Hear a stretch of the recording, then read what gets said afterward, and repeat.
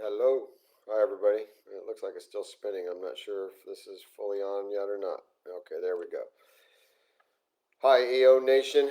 Greg Yamako back with you this month. Hope everybody has had a good month and have been productive and taking their companies to the next level. So, a little history. I usually do a little history on things. I I have a software company now. We do mobile app and e-commerce development. I got started with, I got a finance degree and a accounting minor and got into financial planning and then into managing money and actually started a mutual fund back in 95. And I took that to $1 billion in assets in our investment firm and rode that wave up, basically rode it up pretty much like a rocket and then rode it back down again in the early 2000s. So with all our investing being in the world of connectivity and so forth, like the companies that were broadband, the chip companies, the router companies like Cisco and such that we were investing in, saw the future through connectivity, and software was a big contributor to that. And I ended up starting a software company in 2004. Went to India, set up my own office over there, and have a team of developers there that work on our different types of software applications. So I ended up selling off my firm, my investment firm, 2005, 2006, and had the software company up and running and evolved as the world evolved and saw the future being mobile apps and got into doing a lot of work with that. We also do a lot of deep data integration, connecting systems, making systems talk to each other, pulling out data so people can see them in a dashboard format to monitor their key performance indicators and determine the actual knowledge that's in their business and information in their business so they can have the best ability to make decisions with that knowledge. So, with that said, let's get into our questions here. Our first question is from Liv Gruber. Liv asks, how do you pay yourself from your business? Business description and background of question. I am going to start paying myself and want to know the best way to do so. Should I be paid as a W 2 employee, 1099 contractor, or is there another strategy? Our company is an LLC.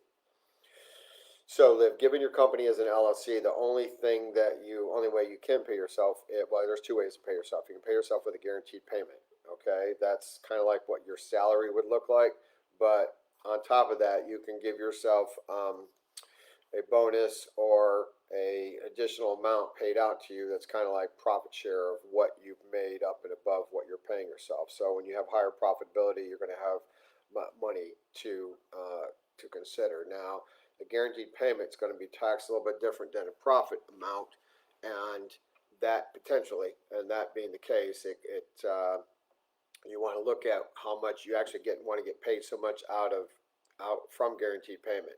If you don't, the IRS may look at it weird, but that's something that Tab Burkhalter, who is a mentor, can talk to you about in more detail if you want to get into a little bit more of the nuts and bolts of that. So let's see what else I want to say around this. So it won't go to that. It won't be a 1099 that you get when you get a guaranteed payment. You'll get a K1 distributed from your company. So there's you will have to withhold your own taxes. Okay, so you may pay yourself amount. So say you pay yourself $5,000 a month. Okay, that 5,000 will actually go right to you in your pocketbook. Now, every quarter, from the IRS's perspective, they're going to want you to withhold money or they're going to penalize you.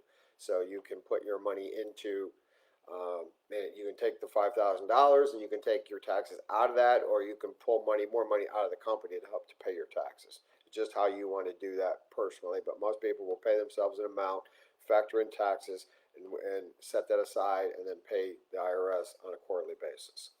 Now, there's another question you can ask about how much should I get paid, and that is relevant from the IRS perspective. Usually, it's not going to be too much of a factor as long as these things are reasonable, or you're not taking too low of a salary based on what's comparable for your industry and your job role. So something around Like, if you're taking out $100,000 a year out of your business, and that's kind of comparable for being the CEO of a company that does X, whether it's software, whether it's pet grooming, whether it's a salon, whether it's some type of design engineering or some type of architectural firm. Those numbers would be relevant within your respective look at them to make sure they're relevant within your respective industry and comparable, and you would take out an amount that would be comparable as long as you're earning that much. If it's a smaller number, then that's just what it is. But if you have a lot of profitability above your guaranteed, then it's something to think about. Something to talk to your accountants about too. A book that I would recommend called let's see, Simple Numbers, Straight Talk, Big Profits, okay, by Greg Crabtree.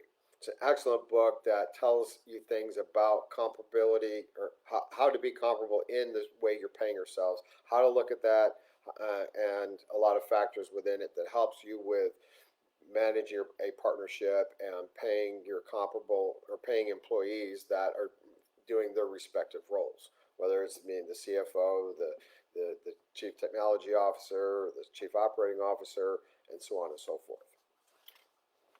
Thanks, Liv, for that question. Next question. Kristen Lattis asked, what do you do when a client has not paid the remaining balance from a project completed over 2 months ago? Business description and background question. I am a copywriter for online entrepreneurs. I completed website copy for a client. She paid 50% up front, but has not paid the last 50%. She does not answer my direct messages or emails. Elevator pitch. I write sales copy for online coaches launching product services who want to grow their business through persuasive writing. Excellent, Kristen. Sounds like you've got a needed business there. A lot of people out there starting businesses and getting out need that strong copywriting to allow for the messaging to be appropriate and attract the right clients, the right target clients they're trying to go after. So this is usually a tough one because you got a lot of factors to put in play, like what in pursuing this person are you going to be damaging the relationship? What's going to happen with your what's going to happen if you don't get paid? Okay, how does that affect you? In most situations like this, getting paid from a client is not going to happen, okay? Unless it's a big sum of money, and then you're going to get lawyers involved and so on and so forth. So given how much money you have here, unless you have a friend that is an attorney that will do you a favor, or if you have something like LegalZoom, a service where you pay monthly amount in and you can get them to write a letter for you, you can have a lawyer send a letter to the client. And that would probably be the only thing that you would want to take action on, or only thing I would take action on. Send a letter, see if it works. If it's not, you write it off, okay? That's lessons about doing business. It's happened over and over to all of us in business. We've not got paid for some reason or another, and at some point in time, maybe the client wasn't happy or something in that realm, and it'd be nice if they would have communicated that to you, but since you don't know, they're probably just running from the bill. And so they're having their own struggles and so on and so forth. So what do you do? Most of the time you put in processes, some type of process in place. Okay, in my experience, it would be like, since I have software and I build applications for people, whether it's a complicated website or an e-commerce site or a mobile app, I usually request payment, or I usually will make sure that they pay me before I give them the final version or the final documentation for that application. So in that way, I'm getting paid.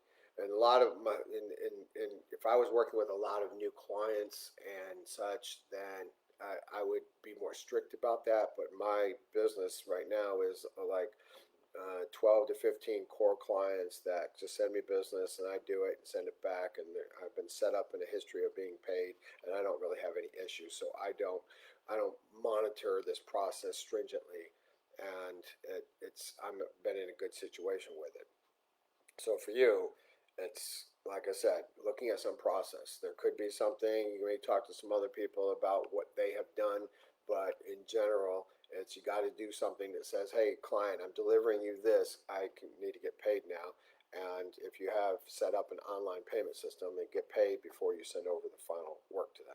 Unfortunately, sometimes it has to be done. If you're having a lot of new clients over and over again, you're going to run into people that just are not good at paying, and maybe they'll get back to you at some point in time, but they may be dealing with tough times, and so you have to go with that.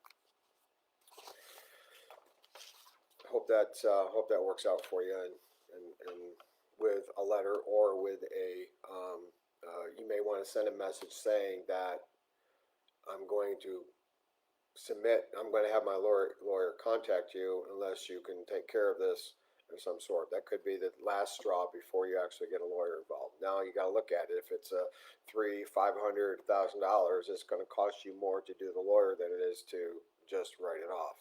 So you got to have to factor that in. I don't have those numbers to help you with that. Next question. Let's see. Anazia, I think, Fargerado asked the question, how can I add value to someone of high caliber, like real life? I am going to see Sharon Lecter next month, and we will bond, and she will probably provide lots of value to me, and I would like to do the same for her, but don't want her to add same for her, but don't know how to add value to her life. Okay, so business description and background is financial coach. Okay, so in my experience and history, when there's an area where I cannot provide value through some type of my background of knowledge, experience, company, so forth, and I want to, then I look at an approach called giftology. Okay, you can look up the term.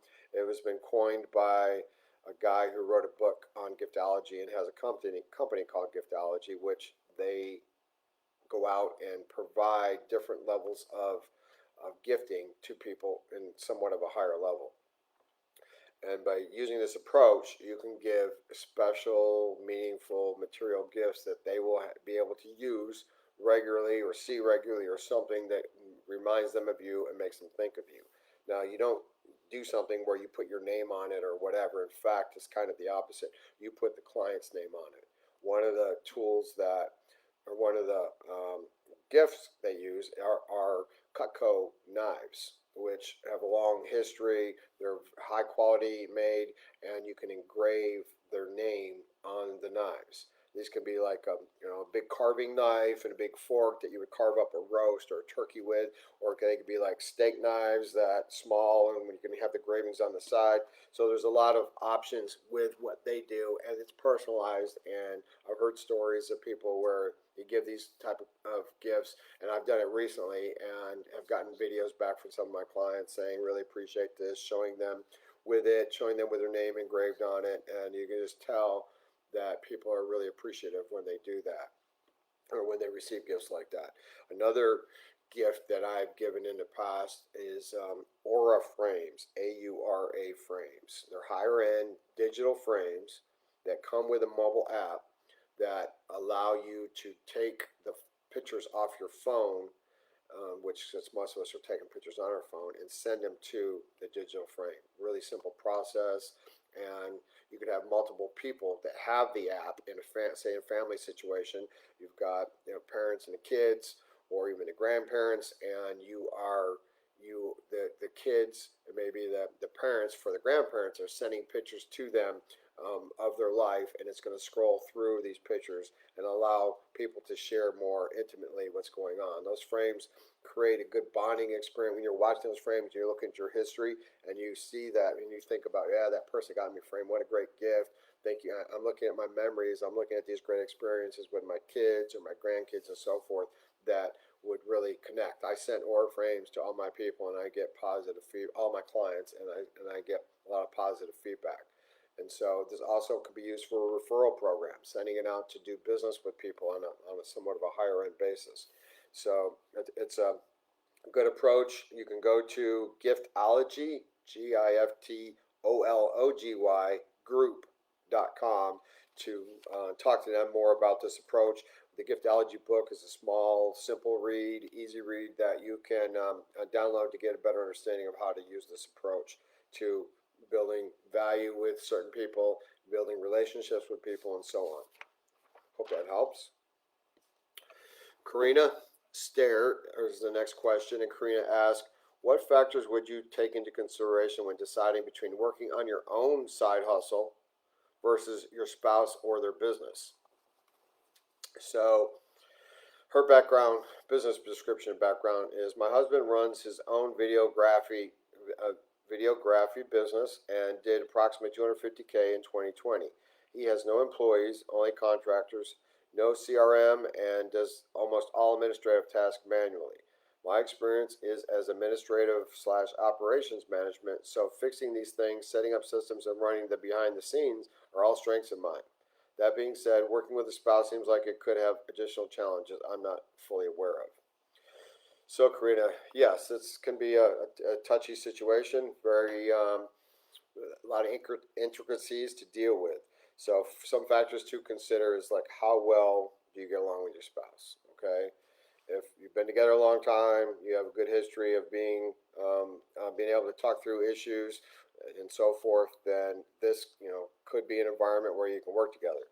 I have worked together with a spouse of mine years back when I started the software company.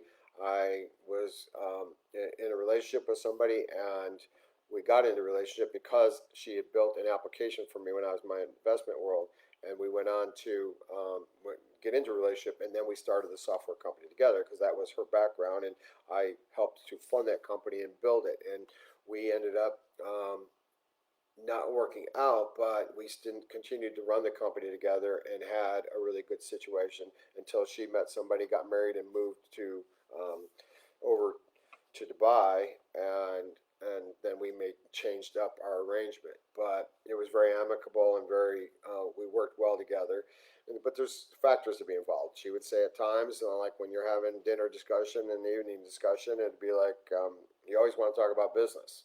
So, I mean, that was a big passion of mine and motivator for me. And she saw some issues within that space of us focusing too much on business talk and not on our relationship and the other things that we like to do. So, business challenges can strain a relationship. If you already have challenges in a relationship, which no relationship is easy for the most part. It's a little bit of work. It can be a lot of bit of work, and with that, you have couples out there that if they already have strains, adding business complexity on top of that, and the challenges of being in business and running a business in the day to day could put a lot of pressure on a relationship. So, taking that into account and looking at your own relationship experience is important to factor in. So. Then I would have a thought here. Why you talked about one or the other? Why not do both? Okay, if you have a business doing this type of work that you were describing, being an administrative operations type person, setting up processes and simplifying businesses, and they would hire you to do that. Why would you not be in a situation where you could open up your own business, contract with your husband, and or your spouse, and have them pay you to do this work that you were talking about helping him with, but also market it and go out and talk to other people about the same thing and develop other clients that way. Market it on social media, get exposure out there, and grow it and see if it works for you. And if it doesn't, you end up just being your client, working with your spouse and being his client, and so forth. Then that would be a potential win anyway. So setting up an LLC is like $200 or $300 depending on what state you're in, and having it run through there could be very attractive. And you can explore both options, right? So maybe most of your work comes through your spouse, or maybe more of it, and as time goes on, maybe more comes through other companies, just depending on how you evolve and the type of work you're doing. So I think there's a potential to explore both options, or be in a situation where you're going to get a taste of both options and evolve it out as it goes. And if it doesn't work out with you and your spouse working together, then the other clients continue to grow and put more effort into marketing them and grow that business. So something to consider there. So I'd also would be thinking about, if you don't work with your spouse, then I would be thinking about a virtual assistant. A VA is very popular in today's world. You can get them overseas, you can get them locally, and for smaller, lower cost person, you're going to be able to do a lot of these tasks that will help your husband run his business, allow him to focus more on his strengths and what he does, and less on a lot of the administrative manual work that you were discussing.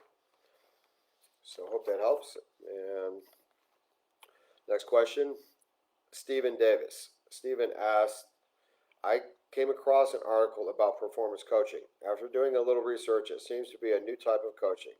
Have you ever dealt with a performance coach? What does it actually involve? How does it differ to what our current coaches offer? Thanks. Business description and background of the question. SUD Consulting LLC is a consulting company that offers a third-party HR service to organizations. This includes, but not limited to, payroll, benefits, HR support, and workers' compensation. Okay, so Stephen, performance coaching is an attractive option to look at. Okay, and what it is actually getting that coach is getting paid for the performance that they help create within your business. So if you say it's something like this, say your business does $100,000 a year, okay, coach comes in, starts working with you, and they're only going to get paid for your growth. You could look at like, okay, so I'm going to get 10% of the growth of your business above $100,000. So next year you do $200,000, then the coach is going to get paid 10% of that additional $100,000 that you did, and so they're going to make $10,000. Okay. It can be an attractive approach to your to getting help and to getting the right person to help push you to the next level, and so forth. So there's a lot of attractiveness to it. I've talked to marketing companies that do performance-based work where they will get paid when you. I have not used them, but I've talked to them. I also talked to strategic coaches that will help with their business that talk about performance-based type of work, and I have not done that either. It can be a lot of money. I'd rather pay them the money, their fee, than do it strategically. But if you don't have a lot of money and you really think they can offer a lot of value, then bringing them in place and doing this is a factor to consider. Now, something to keep in mind when you're doing this performance-based coaching, look at what you have been growing.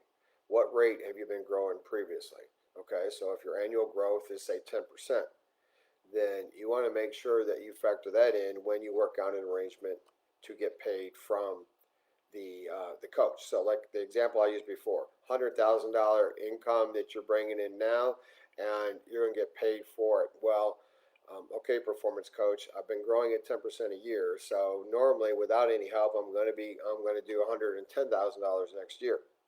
So the coach will get paid for the performance above that number.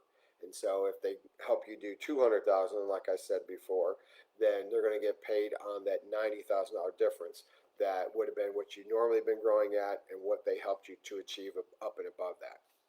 Okay? Hope that helps, Stephen. Next question. Dan Bitter. Dan asked, how can I come to a new equity agreement with my partner while addressing his concern? Business description and background of question. I initially started as a coder in our tech startup, but my role has evolved to CTO. My equity share, which is Chief Technology Officer, my equity share hasn't yet changed from the 3% I initially agreed to. We're using a CFO service firm until we find someone to take on the role for equity.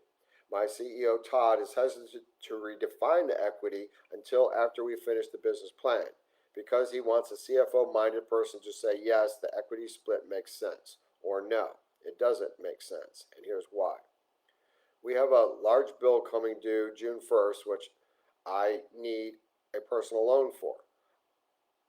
I'm our only funding source for now, and I've been fine paying the bills as they come, but I feel my current 3% equity isn't enough to justify long-term debt. We've talked about 20-25% equity as a proper amount, which satisfies me, but time is growing short and I don't know how to have this conversation. Todd's concern is over-promising equity amounts.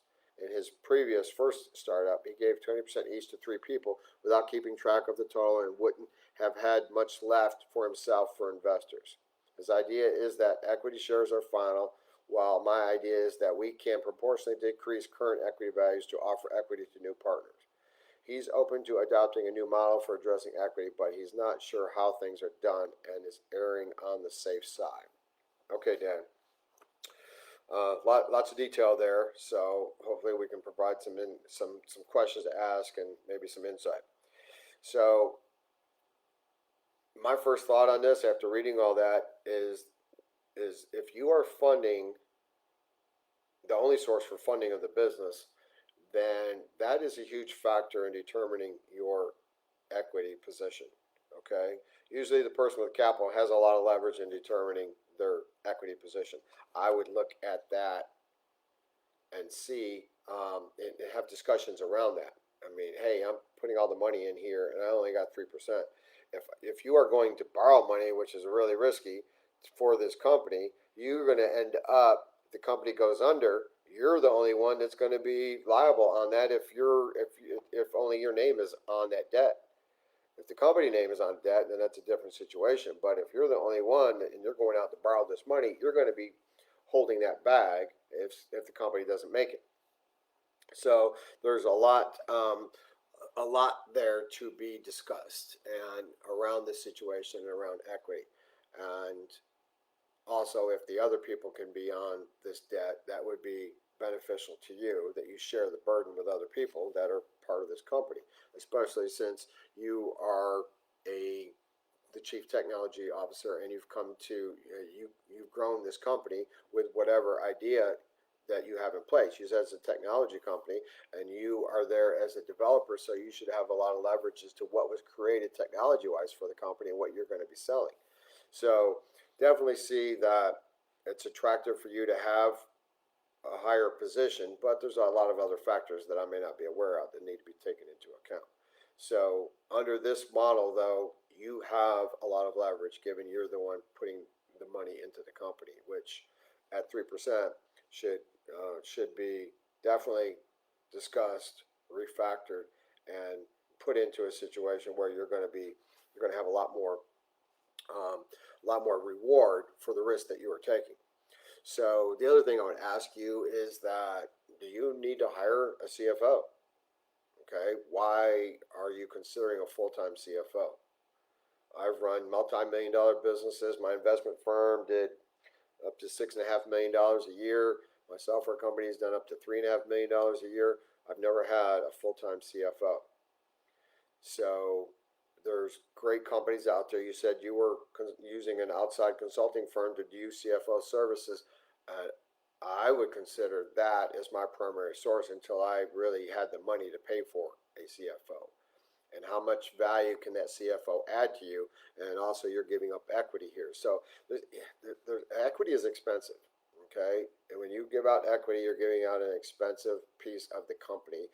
And if there's other ways to do this, then the borrowing, factoring in is usually a cheaper cost of debt. But making sure those responsible for that debt have adequate ownership in the company is a key for your situation. So you're putting money on credit cards, borrowing from family and friends, those type of things usually help get small companies off the ground, and where they have an attractive proposition and that's sellable to others, then you can get money from other sources to keep a company running and getting it up until you have adequate sales. But when you have adequate sales here, it's like talking about giving up. How much value does that CFO provide to your company that you need to give them equity? So factoring that in, okay, you just got to fill these roles up. You got COO, you got a CFO, you got a CEO, you got a CTO. You got these different roles you're trying to place, but do they all have to come in from equity perspective? Can some of these roles be played by a part-time person who's working somewhere else that can play the role until the company's making money to fully pay them a salary? Okay, so many things to factor in here. Be happy to help if you wanted to email me at greg@efficience.us, EFFICIENCE.us, and I'd be happy to discuss more with your situation. Also consider the book Never Split the Difference by Chris Voss.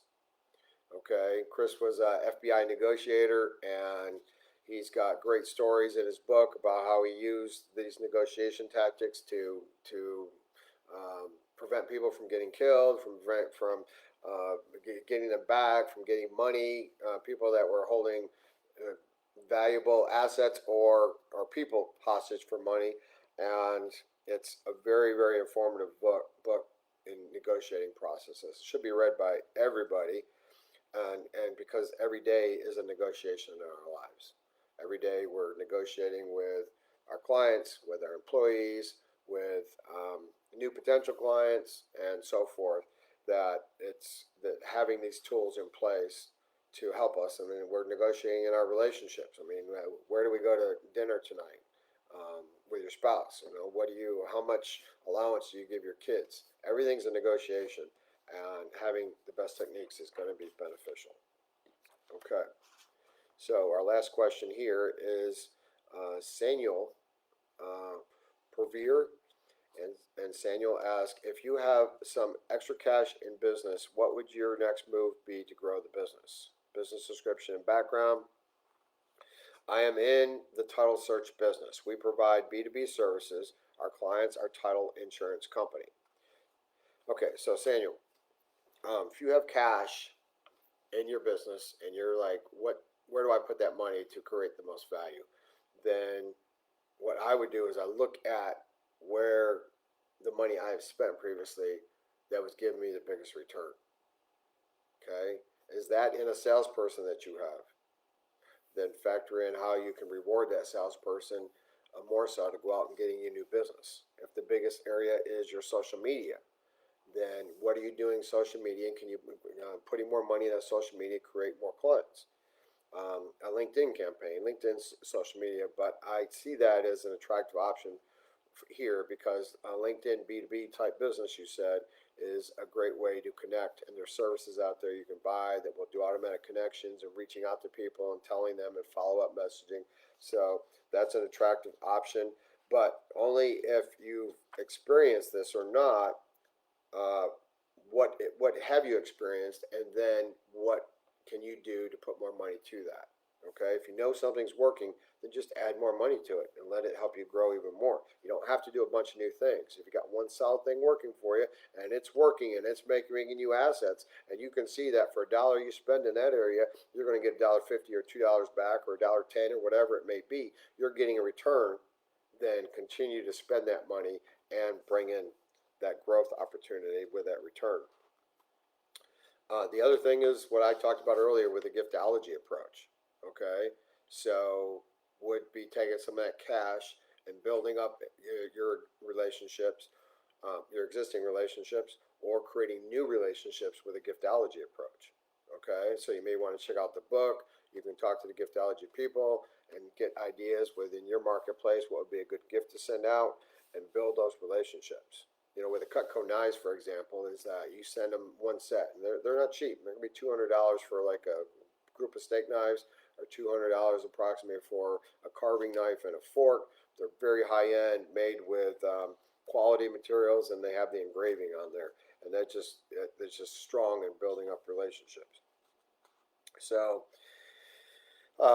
also, an option would be to set up dinners. Okay, a lot of people do this in the investment world, is that they'll set up a dinner at a nice like steak restaurant, like a Ruth Chris or a Fleming's or whatever you have in your respective area there. That your whatever your location is, you got a nice restaurant, nice high-end Italian restaurant. They have a back room or something, or a side room where you can do presentations. Then maybe you can invite a group of title companies in to do a presentation to them, or have dinner, or just dinner and drinks. Come socialize, get to know us, a few of your clients maybe, and a few new potential people, and just talk through. They'll see what you're doing. They can talk to your existing clients and see how well you work with them and get them into potentially want to work with you. Definitely when you mingle existing clients that you've done really good work for and they're really high, think of you very highly, and you mix them with potential clients, it builds a lot of trust very quickly. And with that, the ability to bring in new business. So again, just analyzing your own situation. Where is the money that or given the money I have, when I've spent money for growth in the past, where did it come from, or where did it go, and what was my return? So you really got to be able to measure that. And if you put, $5,000 in this marketing program, and you saw zilch or moderate growth from that, you only got a 10% payback from that 5,000, then it's something you don't want to be doing. But if you're spending it and you're getting dollars in and at a higher value, then consider that, or consider those options that I talked about. I just kind of brainstorming a little bit to put out some ideas that you could think about for if you haven't done any type of other marketing campaigns, that you could take your extra cash and put it into those. So I hope that helps, Daniel. And that's all the questions I have today. So AO Nation, good.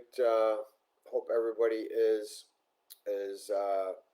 having a good, prosperous year, and hopefully it's much different than it was last year with COVID and all the lockdowns and everything, and that you are out there in the world again and making things happen. So, till next time, take care.